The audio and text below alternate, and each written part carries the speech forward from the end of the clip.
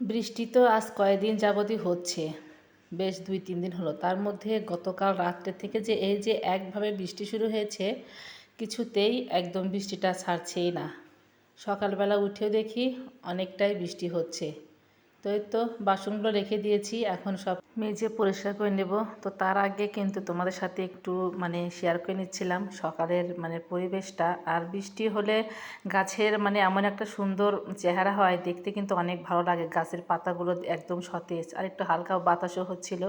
তো হ্যালো সবাইকে, সবাই কেমন আছো? আশা করি ভালো আছো, আর আমিও ভালো আছি। তো এখন কিন্তু বাজে সকাল 6:30, কিন্তু মনে হচ্ছে যে সকাল প্রায় 5টা 5:30 মতো বাজে। আর গাছের নিচে অনেকগুলো শিউলি ফুলও ফুটে একদম ঝরে পড়ে আছে। তো দিকে যেহেতু আজকে বৃহস্পতিবার, ঘরগুলো একটু মুছে নিচ্ছিলাম সুন্দর করে। ঘরগুলো ঝাড়ু দিয়ে নিয়েছি। তো বৃষ্টির জন্য বাইরের কাজগুলো একটু পরে করব, ভাবলাম একটু হালকা শীত দিলে তারপর হচ্ছে বাইরে কাজ করব। এর মধ্যে ভিতরের বাড়ির ভিতরে ঘরের ভিতরে যে কাজগুলো সেগুলো সেরে নেই। ঘরগুলো একদম মুছে টুছে তারপর হচ্ছে বাইরে কাজ করব।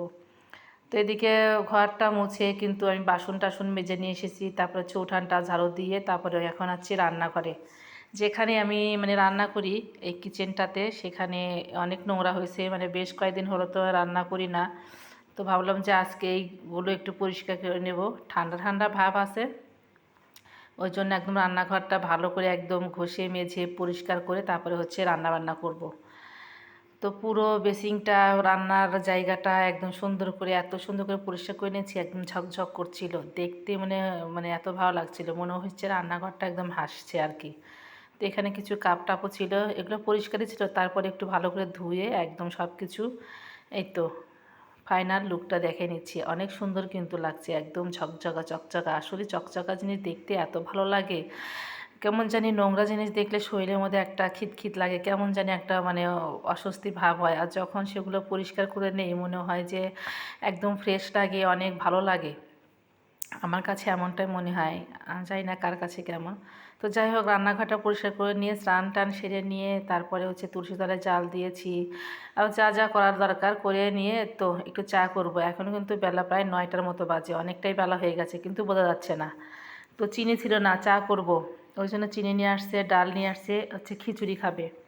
তো সব কিছু কেটে নিয়েছি। এখানে খিচুড়ি খাওয়ার জন্য হচ্ছে আলু ভাজি করব, পটল ভাজি, দুটো বেগুন ছিল, কাঁচামরিচ কেটে নিয়েছি। আর এখানে হচ্ছে 1/2 কেজি ডাল আছে, 2 টোপলা, মানে 1 পা করে। চালগুলো ধুয়ে নিয়েছি আর সব কিছু গুছিয়ে নিয়েছি। আর আজকে হচ্ছে মাটির চুলা একদম ধরিয়ে নিয়েছি, যেহেতু গ্যাসটা ফুরিয়ে গেছে, অনেক দিন হলে আনা হচ্ছে না, ইচ্ছে করে আনছি না যে কয়েকটা দিন যাক একদম নিয়ে আসবো। তো চুলাতেই একদম হাঁড়িতেই চাটা বসিয়ে দিয়েছি। হাঁড়িটা কিন্তু অনেক বড়, যেহেতু এই হাঁড়িতে খিচুড়ি রান্না করব। আর কোনো ছোট পাতিল হাঁড়ি আমি করলাম না, কালি করলাম না, কারণ বৃষ্টির মধ্যে মাজা ঘষাই কঠিন। তো চাটা করে নিয়ে সবাইকে দিয়ে দিয়েছি। আর এখানে আমি আলু ভাজি বসিয়ে দিয়ে চাটা হচ্ছে খাচ্ছিলাম। আর এই বৃষ্টির ওয়েদারে একটু লাল চা খেলে কিন্তু শরীর মন দুটোই চাঙ্গা হয়ে যায়। তো যাই হোক, চাটা খেতে খেতে আলু ভাজাটাও হয়ে গেছে। এখন আলুগুলো সুন্দর করে ভাজি করে নিয়ে হচ্ছে এখন নামিয়ে নেব। আর খিচুড়ির সাথে আলু ভাজি খেতে কিন্তু বেশ মজা লাগে। ডিম ছিল না, যার জন্য ডিমটা ভাজি করতে পারলাম না। ওর বাবা অবশ্য বলছিল যে ডিম নিয়ে আসি, তো আমি ভাবলাম এই ঝুম বৃষ্টির মধ্যে আর বাজারে যাওয়ার দরকার নেই, আপাতত যা আছে তাই খেয়ে নেব। তারপর রাত্রে তুমি যখন বিকেলে বাজারে যাবে তখন নিয়ে আসো, রাত্রিবেলা ভাজি করে দেব ভাতের সাথে, যেহেতু রাত্রিতে ভাত খাবে। তো এদিকে হচ্ছে ভাজিগুলো কমপ্লিট করে এখন হচ্ছে খিচুড়িটা রান্না করব। খিচুড়িটা রান্না করতে করতে একটুখানি হালকা বৃষ্টি ছুট দিয়ে একটু হচ্ছে চকচকা হয়েছিল, তখন মনে হচ্ছিলো খিচুড়ি রান্না করব না, ডালটাই রান্না করি। এইটা ভাবতেই হচ্ছে আবার সেই ঝুম বৃষ্টি শুরু হয়ে গেল। তো ভাবলাম থাক, আর ডাল রান্নাই করব না, খিচুড়িটা রান্না করব।